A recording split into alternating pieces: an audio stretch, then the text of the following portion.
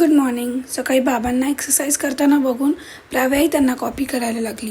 तिला ब्रेकफास्टमध्ये किवी आणि स्ट्रॉबेरीचे तुकडे करून दिले खायला. ती स्वतःच्या हातानेच खात होती म्हणून तिच्याकडे लक्ष देता देता माझी भुर्जी करपली. म्हणून आम्हाला ब्रेकफास्टमध्ये करपलेली भुर्जी आणि पाव खावे लागले. नंतर आम्ही गेलो फिश मार्केटमध्ये आणि येता येता आम्ही उसाचा रस प्यायलो. प्राव्याला फर्स्ट टाईम ट्राय करायला दिला होता आणि तिला तो खूप आवडला.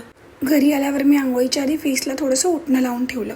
हे घरीच तयार केलेलं उटणं आहे जे माझी दीदीची फ्रेंड बनवते आणि आंघोळीनंतर माझी स्किन एवढी छान ग्लो करत होती की मलाच खूप भारी वाटत होतं. दुपारी प्राव्यासाठी लंचमध्ये खिचडी बनवली पण तिने ती खाल्लीच नाही. तिच्या हातात मी जो टोमॅटो दिला होता तिला तोच खायचा होता.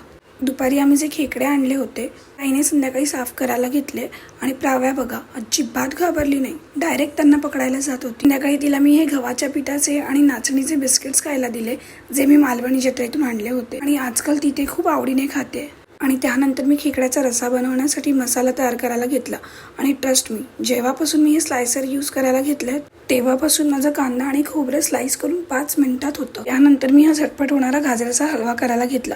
गाजर तुकडे करून घेतले आणि त्याच्यामध्ये घी घालून आणि पाणी घालून मी छान शिजवून घेतले. शिजल्यावर त्याला स्मॅशरच्या मदतीने स्मॅश करून घेतलं. त्यामध्ये घातला मी खवा, दूध आणि साखर आणि छान घट्ट होईपर्यंत शिजवून घेतलं. झोपायच्या आधी असंच प्राव्याला थोडं खाली राऊंड मारून आणलं. आय होप तुमचा दिवस छान गेला असेल. पुन्हा भेटूच उद्याच्या व्लॉगमध्ये.